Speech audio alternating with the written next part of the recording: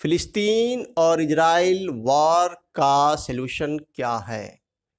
दोस्तों, हम फिलिस्तीन विवाद की चर्चा करते हैं।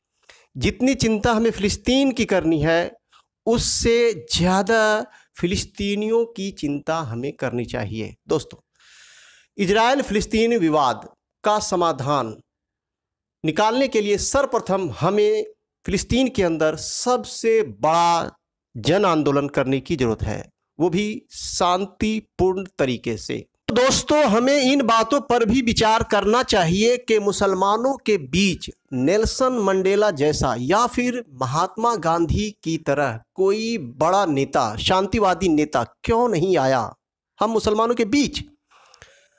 अमेरिकी राष्ट्रपति अब्राहम लिंकन जैसे विचार वाले व्यक्तित्व मुसलमानों के बीच क्यों नहीं अब तक आए हैं विश्व स्तर पर। तो दोस्तों, हमें विचार करने की ज़रूरत है कि हम फिलिस्तीन के बारे में शांति प्रस्ताव के तहत या धर्म युद्ध के आधार पर फिलिस्तीनियों का भला कर सकते हैं।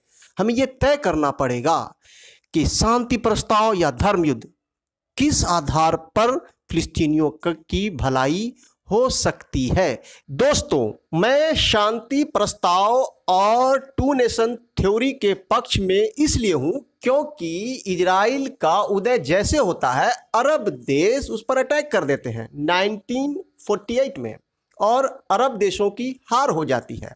अरब के 8 देश मिलकर इजराइल से लड़ते हैं 1948 में, 1967 में और 1973 में।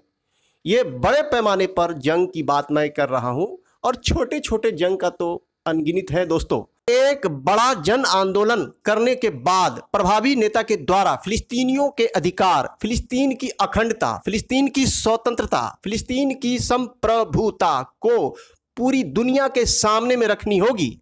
ठीक उसी तरह जिस तरह साउथ अफ्रीका के अंदर नेल्सन मंडेला ने रंग भेद पर आंदोलन छेड़ा था शांतिपूर्ण तरीके से, और हमारे देश यानी इंडिया के अंदर महात्मा गांधी और फिलिस्तीनी नेताओं को टू नेशन थ्योरी पर बात करनी होगी। जैसा कि इंडिया और अमेरिका हमेशा फिलिस्तीन का समर्थन टू नेशन थ्योरी पर करता आया है, और यासिर अराफात भी शांति प्रस्ताव के तहत टू नेशन थ्योरी पर काम कर रहे थे। ये अलग बात है कि उनकी अचानक मौत हो जाती है, लेकिन इंडिया और अमेरिका टू नेशन थ्योरी पर, और साथ में संयुक्त राष्ट्र संघ भी टू नेशन थ्योरी को समर्थन देता है। और दूसरी तरफ फिलिस्तीन के नेताओं को धर्म की मान्यताओं को बहरहाल उसे अभी किनारे रखकर बात करनी होगी, क्योंकि आप यदि धर्म को लाते हैं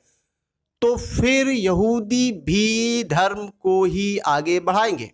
और दोस्तों, धार्मिक युद्ध कभी भी ताकतवर ही जीतते हैं, इतिहास गवाह है।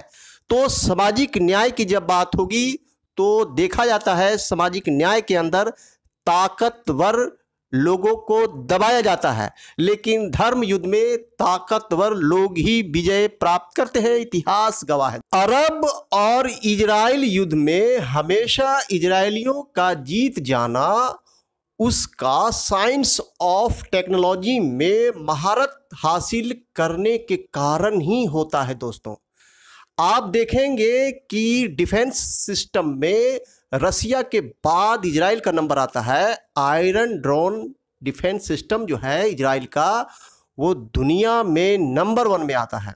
एयरक्राफ्ट की बात कीजिए, फिर एटॉमिक पावर से लैस है, न्यूक्लियर पावर से लैस है इजराइल। हर तरह के आधुनिक हथियार वेपन बनाने में, साइंस ऑफ टेक्नोलॉजी में इजराइल सबसे ज़्यादा पैसे खर्च करता है। तो अरब ताकत की आजमाइश कर चुका है इजरायलियों पर।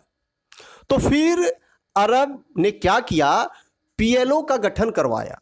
पीएलओ, फिलिस्तीन लिबरेशन ऑर्गेनाइजेशन, जिसके अध्यक्ष बने यासिर अराफात। और यासिर अराफात ने कहा अरब के लोगों से कि भाई अब बहुत हो गया, आप लोगों ने अपना ताकत दिखलाया, और इजराइल ने भी अपना ताकत दिखलाया और समझ में आ गया कि किसमें कितना दम है। तो भैया आप मुझे काम करने दो। यासिर अराफात के शांति समझौते के तहत इजराइल ने उन इलाकों को, फिलिस्तीन को वापस किया जिस पर 1967 से इजराइल ने कब्जा कर रखा था। तो दोस्तों ये पहली सफलता मिली थी फिलिस्तीनियों को, लेकिन यासिर अराफात की मौत हो जाती है। हालांकि अरब देश धार्मिक आधार पर फिलिस्तीन में यहूदियों के वजूद को ही पसंद नहीं करते।